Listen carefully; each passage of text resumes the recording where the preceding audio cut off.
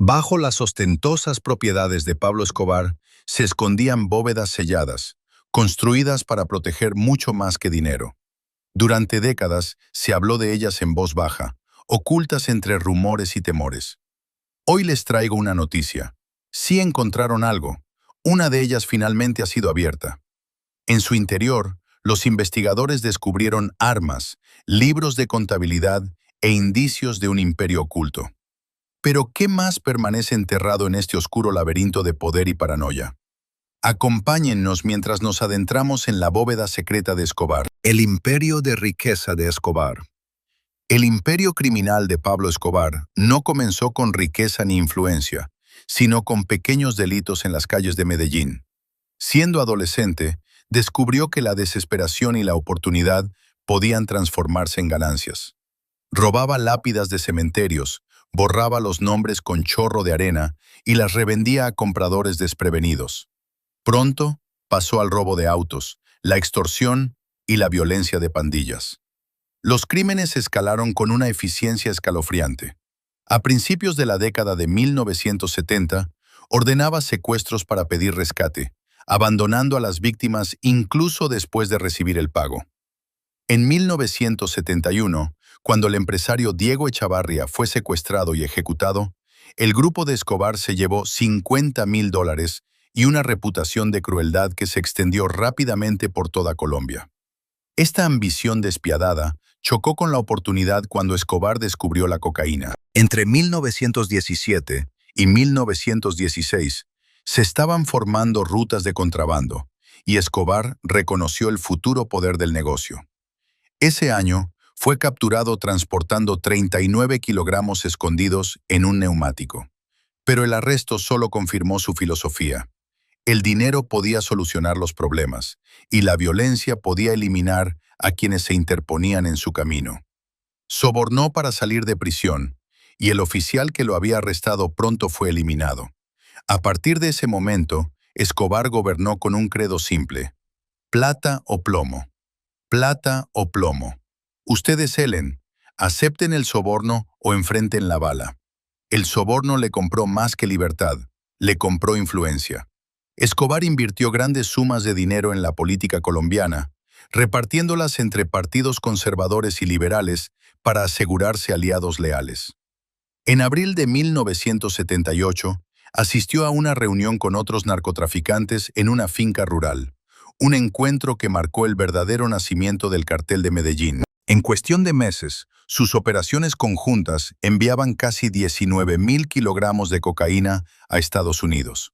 La demanda era insaciable, y Escobar tuvo la visión de explotarla a una escala sin precedentes.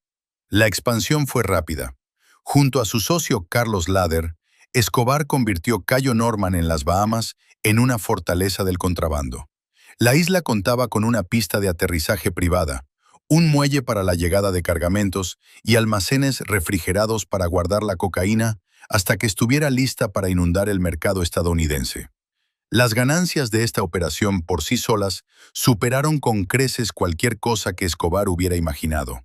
Con el dinero fluyendo a un ritmo vertiginoso, Escobar comenzó a transformar su mundo.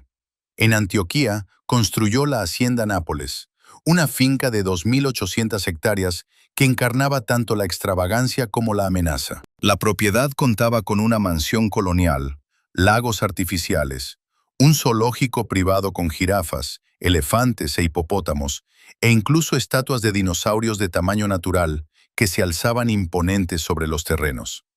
Para Escobar era más que un hogar, era un escenario donde exhibir su dominio.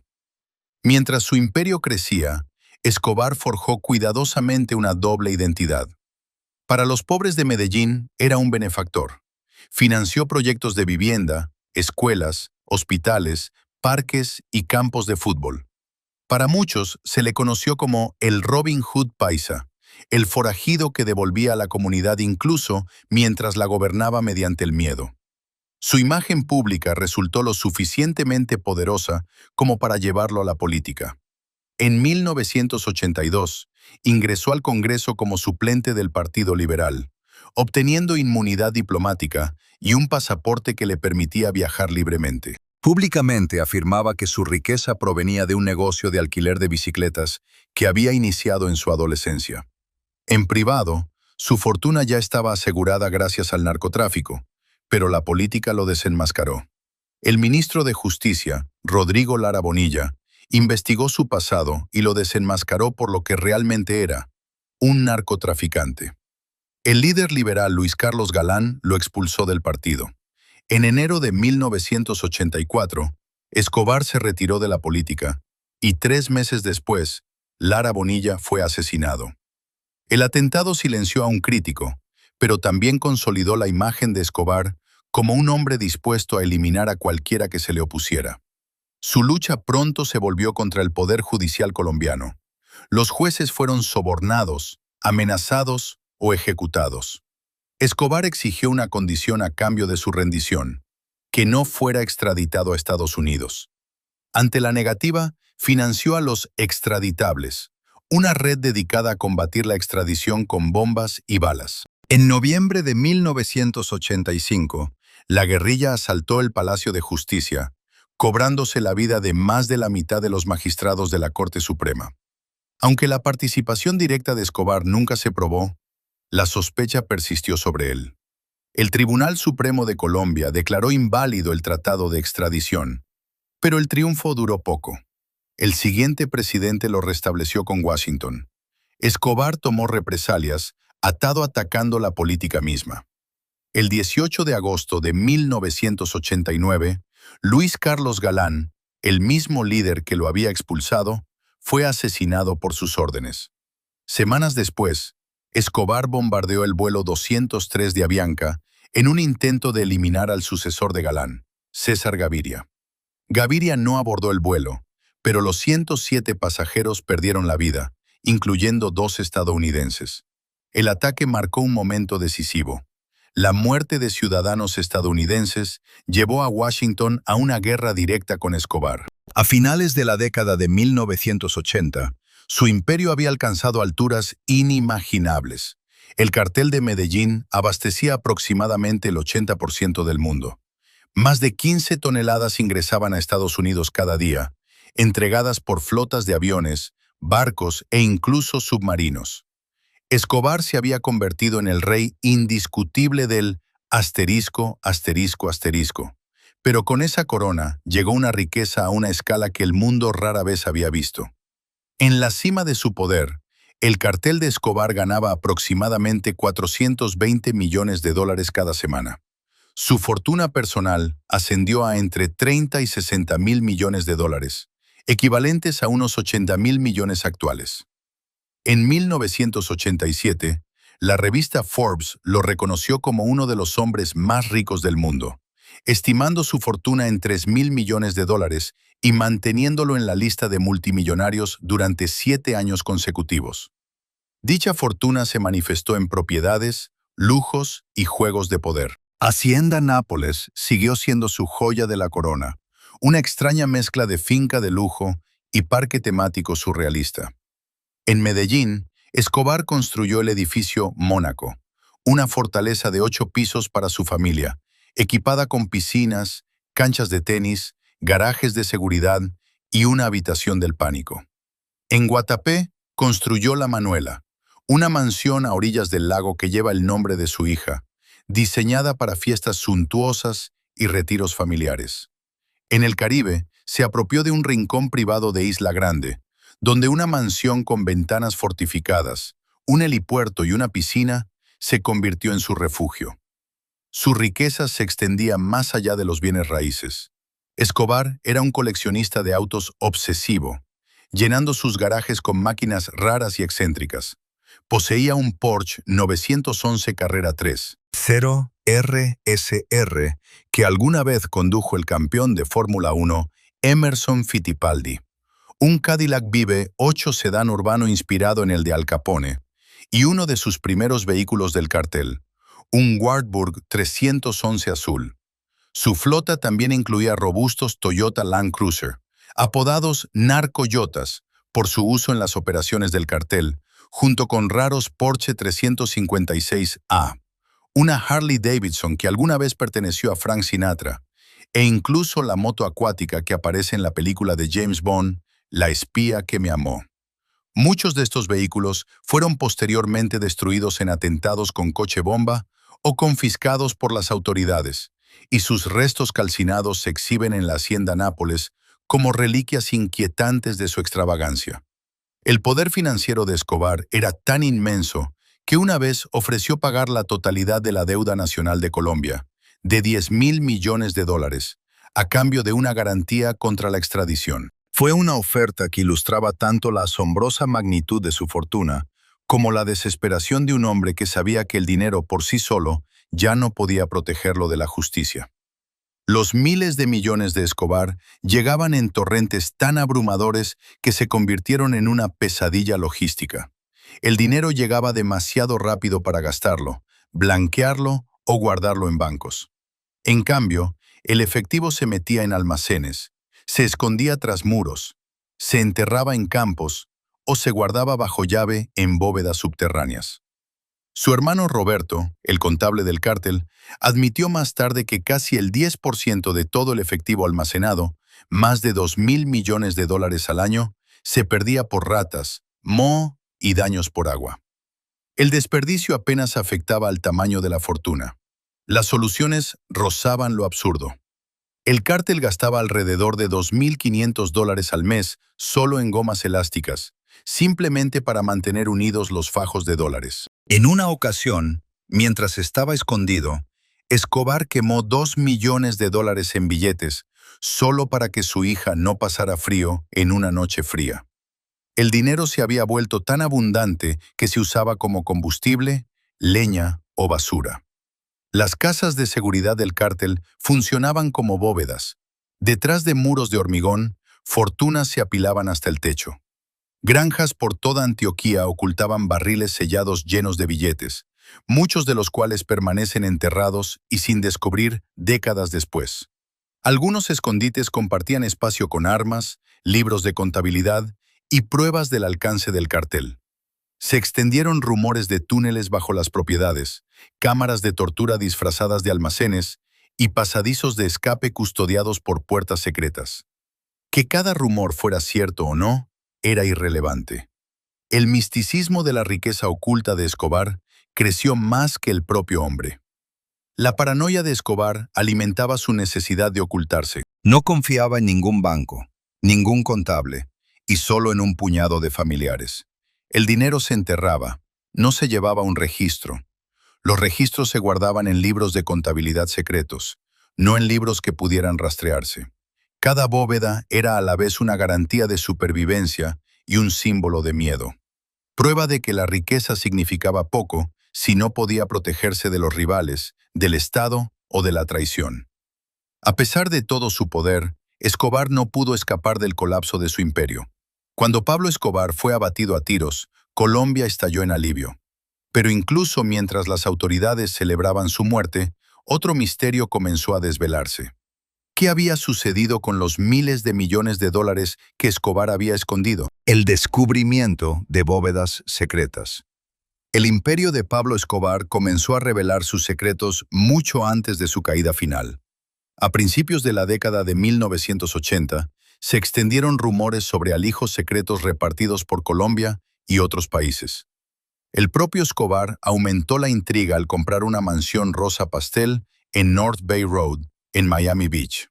La propiedad frente al mar, con 4 habitaciones y acceso directo a la bahía de Biscayne, se hizo famosa entre los lugareños, quienes sospechaban que se utilizaba como escondite del cártel y como almacén. A mediados de la década de 1980, las autoridades estadounidenses confiscaron la mansión, convencidas de que ocultaba cajas fuertes en sus muros y cimientos. El gobierno intensificó la búsqueda a medida que el poder de Escobar comenzaba a menguar a principios de la década de 1990. Policías y soldados allanaron sus propiedades y almacenes, derribando muros y excavando patios. En Hacienda Nápoles, su gran finca, descubrieron bóvedas subterráneas. Sin embargo, a pesar de la magnitud de estos allanamientos, solo salieron a la luz fragmentos de la fortuna oculta. Después de que Escobar fuera abatido a tiros, su viuda e hijos huyeron a Argentina, alegando que no les habían dejado nada.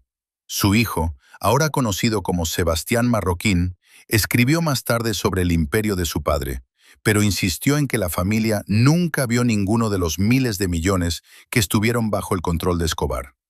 En 2016, la mansión de Escobar en Miami volvió a ser noticia.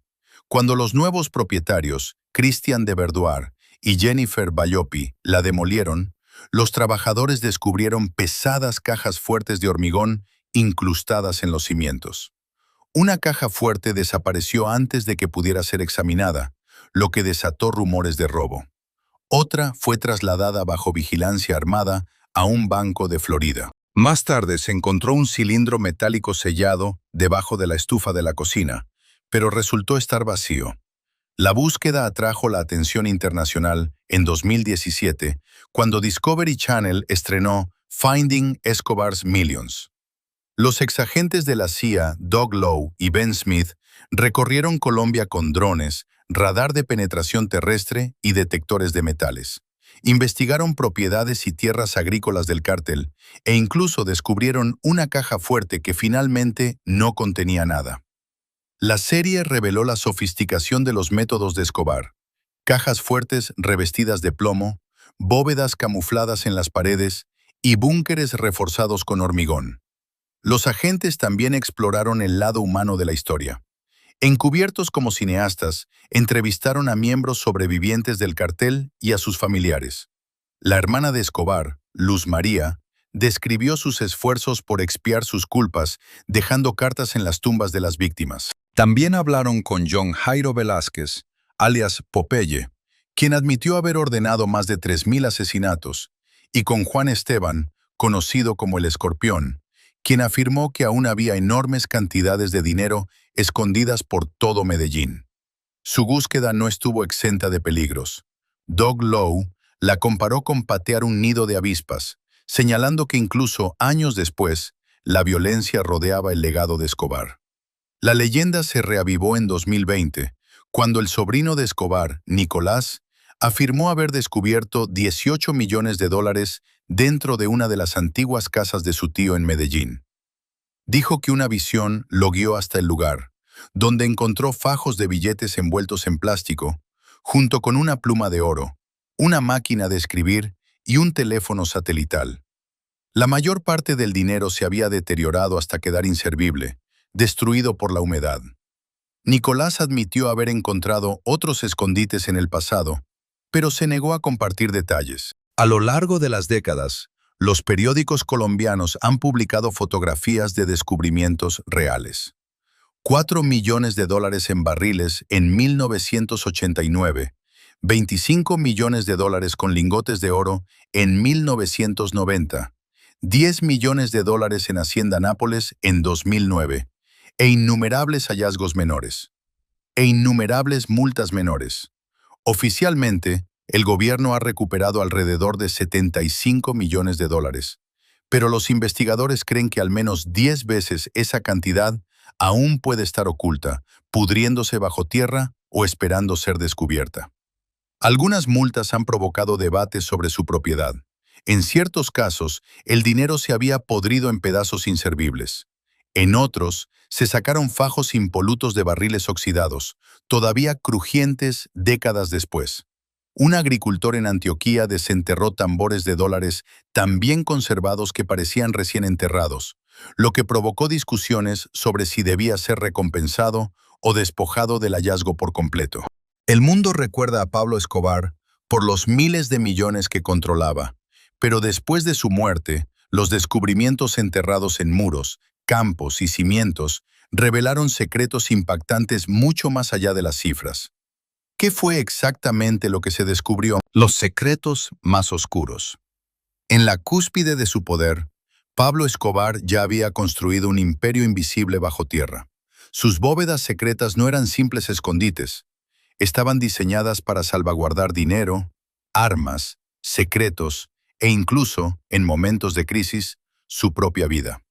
Desde fuera, la Hacienda Nápoles parecía un paraíso de excesos, repleta de animales exóticos, piscinas y extensos patios. Sin embargo, bajo esta ostentación de lujo, se escondían cámaras ocultas reforzadas con puertas de acero y muros de hormigón. Estas habitaciones subterráneas revelaban la verdad. La finca era tanto una fortaleza como un símbolo de riqueza. Los allanamientos a sus propiedades a principios de la década de 1990 dejaron atónitos a los investigadores. Dentro de las bóvedas encontraron cajas de fusiles AK-47, granadas y miles de cartuchos de munición. En algunos lugares, lanzacohetes y chalecos antibalas se almacenaban junto a pilas de dólares estadounidenses. Cada bóveda era esencialmente un tesoro diseñado para proteger la fortuna de Escobar y, al mismo tiempo, asegurar que estuviera armado para un asedio en cualquier momento. Pero el dinero y las armas eran solo una parte de la historia. Ocultos en contenedores impermeables, los investigadores descubrieron libros de contabilidad y documentos mucho más peligrosos que las armas de fuego. Estos detallaban los cronogramas de envíos, transacciones financieras codificadas y extensas listas de sobornos a políticos, policías y jueces. Escritos con letra precisa, estos registros trazaban el alcance del cartel de Medellín, que se extendía desde Colombia hasta Miami y más allá, hasta Europa. Para los fiscales, estos libros de contabilidad eran invaluables, ya que ofrecían un mapa excepcional del funcionamiento del imperio de Escobar. Lo más aterrador es que las bóvedas no eran lo único que Escobar se tomaba el tiempo de construir. Antiguos socios y lugareños describieron habitaciones insonorizadas y sin ventanas, equipadas con ganchos y sistemas de drenaje, lo que sugería la existencia de cámaras de tortura o interrogatorio. Aunque los investigadores nunca documentaron formalmente tales lugarroce, los relatos coincidían con la reputación de Escobar de intimidación despiadada. En 1991, ante la creciente presión del gobierno colombiano y de Estados Unidos, Escobar llegó a un acuerdo para entregarse. Cumpliría hasta 5 años de prisión, pero no sería extraditado a Estados Unidos. En lugar de ingresar a una instalación estatal, construyó su propia penitenciaría en lo alto de una montaña con vista a Medellín, la Catedral. Para cumplir su condena, Escobar eligió a sus propios guardias, hombres leales solo a él, y llenó el complejo de lujos. Incluía una cancha de fútbol, un bar, un jacuzzi, una cascada e incluso una casa de muñecas gigante. Un telescopio en el balcón le permitía vigilar Medellín y vislumbrar la casa de su familia mientras hablaba con ellos por teléfono. Rápidamente se ganó apodos como Hotel Escobar y Club Medellín. Sin embargo, detrás de la fachada, el diseño tenía un propósito más profundo: la supervivencia. Se incorporaron rutas de escape en su estructura, con rumores de trampillas, túneles y pasadizos ventilados. Su ubicación en la cima de la montaña, a menudo envuelta en la niebla vespertina y protegida por acantilados, hacía que los asaltos militares fueran prácticamente imposibles. Escobar incluso instaló un arsenal dentro de la prisión, asegurándose así de poder defenderse en caso de necesidad. Durante un tiempo, el acuerdo funcionó. Escobar continuó dirigiendo las operaciones de su cártel desde dentro, y el gobierno lo toleró. Pero en 1992 surgieron informes de que había ordenado la tortura y ejecución de 4 de sus hombres dentro de la catedral. El escándalo obligó a las autoridades a actuar, exigiendo su traslado a una prisión común. Escobar se negó. En julio, las tropas rodearon la catedral, pero cuando entraron, él ya no estaba. Escobar había escapado a través de un muro construido con hormigón intencionadamente débil, rompiéndolo y desapareciendo entre la niebla. Su previsión al construir rutas de escape demostró una vez más la importancia vital de los pasadizos ocultos y los sistemas de seguridad para su supervivencia. Tras su fuga, la catedral fue abandonada y su leyenda quedó consolidada. Años después, en 2007, monjes benedictinos transformaron el lugar en un monasterio, añadiendo una capilla, una biblioteca y un monumento a las víctimas de Escobar. Los peregrinos aún visitan el lugar, recorriendo los mismos terrenos donde Escobar vivió como prisionero y rey. Incluso después de su muerte, persistieron las historias de túneles. Un informante del FBI afirmó que Escobar construyó catacumbas subterráneas con ventilación, lo que le permitía esconderse bajo tierra durante días. Las redadas colombianas en casas de seguridad de Medellín descubrieron pozos parciales y pasadizos recién excavados, reforzando estas afirmaciones. Estos hallazgos sugirieron que su obsesión por ocultarse iba más allá de guardar dinero. Diseñó sistemas de escape para mantenerse siempre un paso por delante. Sin embargo, esta misma mentalidad lo llevaría directamente a la trampa de su enemigo. El principio del fin. La participación estadounidense en la persecución de Pablo Escobar comenzó en 1989, cuando el presidente George H. W. Bush autorizó una misión encubierta conocida como Operación Heavy Shadow. Su propósito era ayudar a Colombia a desmantelar el cartel de Medellín. En agosto de ese año, Estados Unidos desplegó la Centra Spike, una unidad de élite de señales del ejército especializada en rastrear fugitivos mediante la interceptación de transmisiones de radio y teléfono. Su vigilancia obligó a Escobar a esconderse y proporcionó la información que condujo a la muerte de su poderoso aliado, José Rodríguez Gacha. Sin embargo, a pesar de años de vigilancia, Escobar siempre lograba escapar, protegido por leales dentro de la policía y el ejército colombianos. A mediados de 1991, Escobar consiguió un acuerdo controvertido con el gobierno colombiano. Se le permitió refugiarse en la catedral. Sin embargo, cuando ese acuerdo se derrumbó el 20 y 22 de julio de 1992, Escobar se convirtió inmediatamente en presa.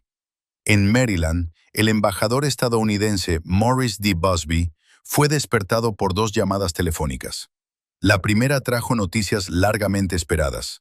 El presidente César Gaviria finalmente había ordenado el traslado de Escobar de la catedral, algo que Busby había solicitado durante más de un año. La segunda fue devastadora. Escobar ya había salido y desaparecido en Medellín con 9 de sus hombres. En el Palacio Presidencial de Bogotá, Gaviria se enfureció al confirmarse la tragedia. No se había llevado a cabo el asalto que había ordenado. En cambio, el viceministro de Justicia y el director de la prisión habían entrado en la catedral sin autorización, solo para ser tomados como rehenes. La credibilidad del país se derrumbó en una sola noche, junto con años de presión estadounidense, cientos de vidas y millones en financiación encubierta. Durante meses, Gaviria se había resistido a una mayor implicación estadounidense, pero la humillación lo hizo cambiar de opinión. Recurrió a Busby y exigió el apoyo total de Estados Unidos, prometiendo que Escobar jamás volvería a pisar un tribunal ni una celda. Para Busby, exoficial de la Marina y veterano de la lucha antiterrorista, esta era la oportunidad que había estado esperando. Busby sabía que el G de Gaví era crucial. Si se le daba margen de maniobra, Escobar reconstruiría su imperio en Medellín. Había que darle caza de inmediato mientras aún estuviera expuesto. Busby contactó al mayor Steve Jacoby, quien había operado discretamente en Bogotá desde 1989 con sede Gácara Spike. Jacoby y su equipo habían degacado las llamadas de Escobar durante años, memorizando su tono tranquilo y pausado, su español pulido salpicado de inglés, mientras ordenaba secuestros, reorganizaba operaciones y hablaba con ternura a su esposa al mismo tiempo. Jacoby creía que podría localizar a Escobar en cuestión de días. El verdadero desafío era si los colombianos podrían actuar con la suficiente rapidez. Sus redadas eran lentas, corruptas, y a menudo la información llegaba directamente a Escobar. Busby concluyó que solo una unidad podía cerrar la brecha, la Delta Force, el equipo antiterrorista más secreto de Estados Unidos. Dentro de la bóveda de acero de la embajada, Busby, Jacoby, el jefe de la DEA, Joe Toft, y el jefe de la estación de la CIA, Bill Wagner, debatieron sus opciones. La ley colombiana prohibía la presencia de tropas extranjeras, pero Busby argumentó que la Delta Force podría operar sin ser detectada, disfrazada de instructores y asesores. Todos coincidieron en que Escobar jamás sería capturado con vida. Las cárceles y los juicios ya habían fracasado. Esta vez, la cacería terminaría con la muerte. Washington respondió rápidamente. El presidente Bush, muy involucrado en la guerra contra la cocaína, respaldó personalmente el plan. Después de consultar con el general Colin Powell, instruyó al secretario de Defensa, Dick Cheney, para que le diera a Busby todo lo que necesitara. El 26 de julio, un equipo de la Fuerza Delta, bajo el mando del coronel Jerry Boykin, llegó a Bogotá con cobertura civil. 2 días después de la fuga de Escobar, reapareció con una declaración a los medios colombianos, firmada como Zona de la Selva Colombiana, jueves 24 de julio de 1992. En ella se presentaba como un hombre traicionado, obligado a huir. Afirmó que la traición del gobierno no le había dejado otra opción que escapar, e incluso propuso un nuevo acuerdo: regresar a prisión si las Naciones Unidas garantizaban su seguridad. Al mismo tiempo, sus llamadas telefónicas a abogados fueron interceptadas por Centra Spike. Escobar acusó a Estados Unidos de interferir en los asuntos de Colombia e instruyó a sus abogados para que presionaran al presidente Gaviria sobre la supuesta participación estadounidense. Fue un intento calculado de generar resentimiento contra el gobierno y Washington. Pero Gaviria se mantuvo firme. La catedral había desaparecido para siempre, y Escobar era de nuevo un fugitivo. Centra Spike rastreó su ubicación hasta un suburbio adinerado de Medellín, a pocos kilómetros de la catedral. Por primera vez, los estadounidenses tenían tanto las herramientas como la autoridad política para actuar. A finales de julio de 1992, con Escobar ya reorganizándose, el hombre elegido para liderar la búsqueda fue el coronel Hugo Martínez. Endurecido por años de fracasos y peligros personales, Martínez había sobrevivido a intentos de asesinato, bombas bajo la casa de su familia e incluso un soborno de $6 millones ofrecido por un amigo en nombre de Escobar. Su negativa a ceder lo definía. Al regresar de Madrid, Martínez reconstruyó el bloque de búsqueda hasta convertirlo en una fuerza de 600 hombres. Soldados y policías se entrenaron en una unidad de ataque disciplinada con una sola misión: destruir a Escobar. A diferencia de su arrogante predecesor, Pinzón, Martínez exigió resultados demoledores. Sus métodos eran duros, incluso brutales, pero funcionaban. Los estadounidenses le proporcionaron inteligencia y tecnología. Martínez impuso disciplina y miedo. Por primera vez, Escobar se enfrentó a un enemigo al que no se podía sobornar, intimidar, ni con el que se podía negociar. Como se predijo, la respuesta de Escobar pronto se tornó violenta y comenzó a atacar a civiles. A pesar de los miles de millones gastados y las avanzadas herramientas de rastreo, Escobar siguió siendo escurridizo. Centra Spike localizó sus llamadas con precisión. Delta y Searchblock allanaron escondites con creciente rapidez. Aún así, Escobar se adaptó, escapó y contraatacó con bombas y ejecuciones. Cuando Searchblock eliminó a Tyson Muñoz de Brandt, uno de los sicarios más temidos de Escobar, este tomó represalias de inmediato y 3 policías perdieron la vida ese mismo día. Los funerales se volvieron rutinarios, con viudas desmayándose y oficiales enterrados semanalmente, víctimas de los informantes de Escobar y en las afueras de Medellín. Su apoyo se derrumbó. El punto de inflexión fue la masacre de la librería.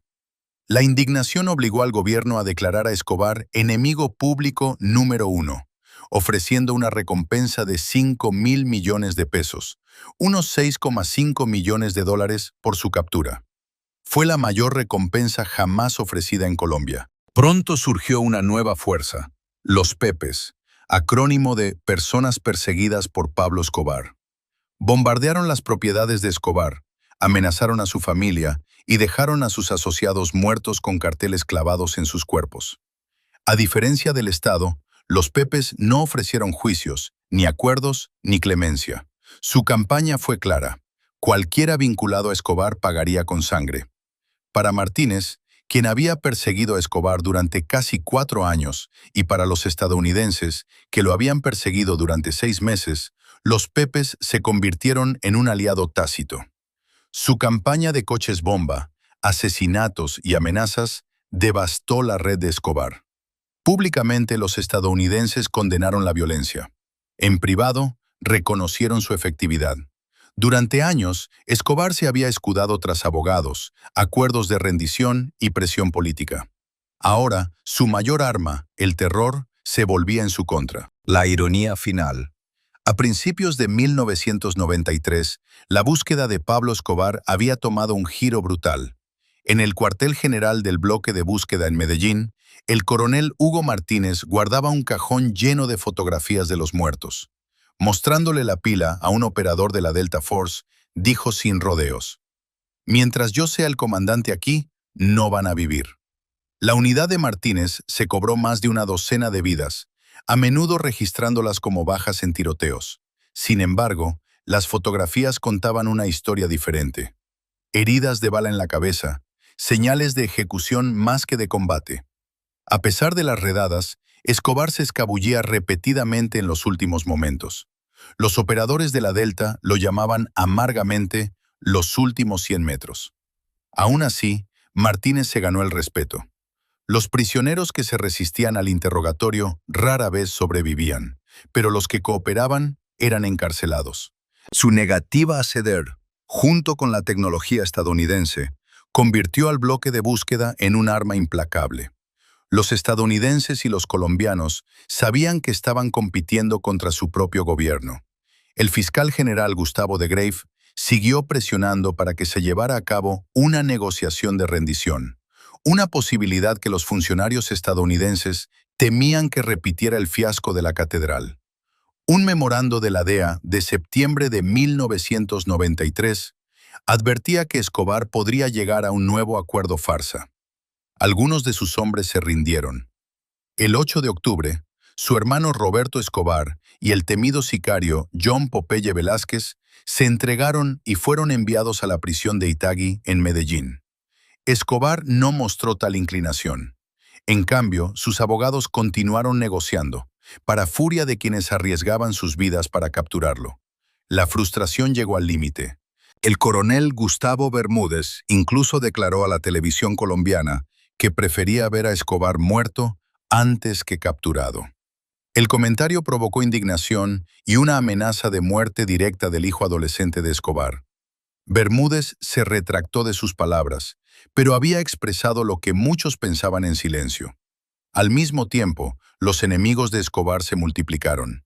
La ejecución de sus socios de larga data, Fernando Galeano y William Moncada, en 1992, dio origen a una venganza mortal. Sus viudas, Mireya Galeano y Dolly Moncada, contaban con recursos y conocimiento de su red. Junto con Diego Murillo, conocido como Don Berna, se convirtieron en el núcleo de los Pepes. El grupo reclutó sicarios ofreciéndoles 20 millones de pesos a cada uno. Para octubre de 1992, familiares de Moncada y Galeano cooperaban con los investigadores, proporcionando información que guiaba redadas y asesinatos. Escobar reconoció el peligro, particularmente en Dalí Moncada. Tras asesinar a su esposo, saqueó su casa y secuestró a cualquiera que pudiera saber dónde se encontraba. Incluso ofreció una recompensa de $3 millones por su captura. Para entonces, ella ya estaba fuera de su alcance. En agosto de 1992, agentes estadounidenses la trasladaron en avión a Washington, D.C., donde se convirtió en informante de la DEA bajo el nombre en clave AZ-92053. Su ira contra Escobar impulsó su cooperación. 53. Su ira contra Escobar impulsó su cooperación. Entregó información exhaustiva sobre sus finanzas, propiedades y círculo íntimo, incluyendo abogados que describió como peores que el propio Escobar. Instó a las autoridades a confiscar sus bienes y a perseguir a su familia y asociados, convencida de que esto lo desestabilizaría. Su venganza se intensificó tras el secuestro y asesinato de su hermano menor, un estudiante del MIT sin vínculos con el cartel. A partir de ese momento, Dalí presionó abiertamente para que se tomaran represalias, marcando el tono cada vez más despiadado de la campaña contra Escobar. Otros antiguos aliados también se volvieron contra ella.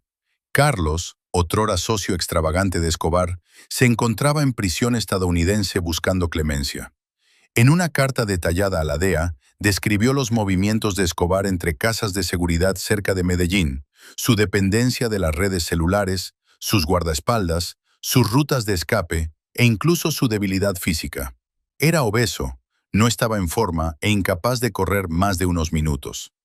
Fidel Castaño, líder paramilitar y antiguo colaborador, también se distanció de Escobar tras el asesinato de sus amigos. Comenzó a proporcionar información a las fuerzas colombianas y estadounidenses. En una redada, el agente de la DEA, Javier Peña, observó que Castaño incluso se unió a los operadores del bloque de búsqueda que intentaban rescatar a un oficial que se estaba ahogando. Su traición aumentó aún más la presión. A finales de 1993, el cerco se estrechaba. La Centra Spike, la unidad de comunicaciones encubiertas del ejército estadounidense, había perfeccionado el rastreo de las llamadas telefónicas de Escobar.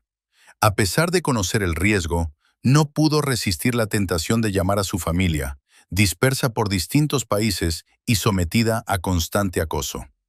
El 2 de diciembre, un día después de cumplir 44 años, Escobar llamó a su hijo Juan Pablo durante un tiempo inusualmente largo. Fue el desliz que la Centra Spike había estado esperando. En cuestión de horas, los hombres del coronel Martínez convergían en el barrio de Los Olivos, en Medellín. Dentro de una modesta casa adosada, Escobar y su fiel chofer, Álvaro de Jesús Agudelo, el Limón, esperaban a plena vista, convencidos de que nadie pensaría en buscar tan cerca de casa. Pero un policía divisó a un hombre barbudo y de pelo largo en una ventana del piso de arriba. Parecía mayor y más corpulento que en las fotografías de Escobar, pero los cazadores lo sabían. El asalto fue rápido.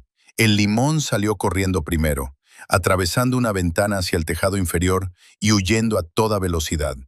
Una ráfaga de disparos lo abatió. Escobar lo siguió, armado con 2 pistolas, incluyendo la Sig Sauer que una vez entregó en la catedral. Se arrastró por los tejados, devolviendo el fuego, pero 3 balas lo alcanzaron.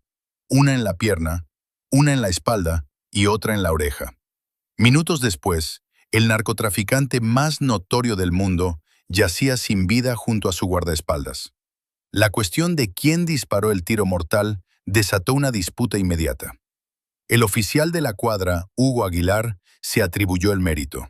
Don Berna insistió en que fue su hermano. Los teóricos de la conspiración dijeron que agentes estadounidenses habían apretado el gatillo.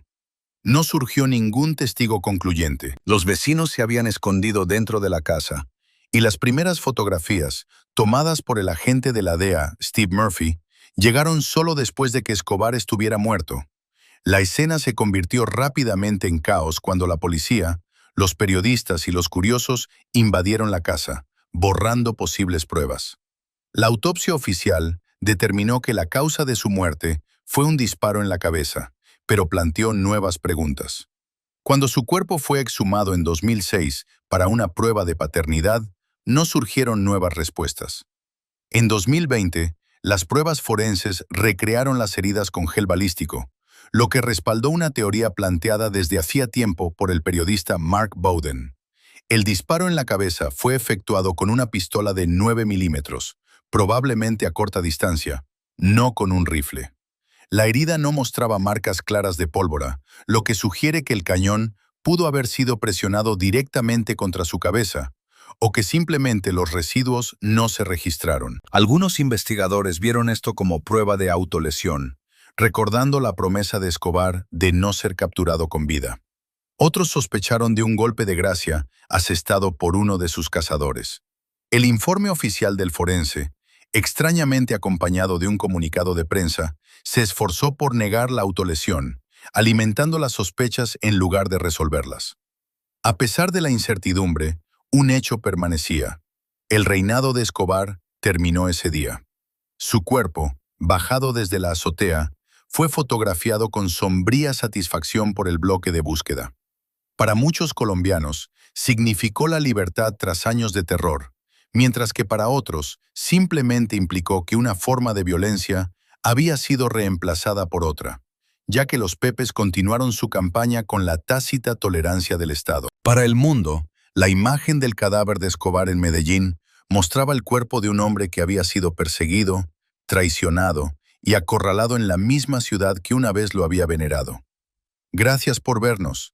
Nos vemos en nuestro próximo video.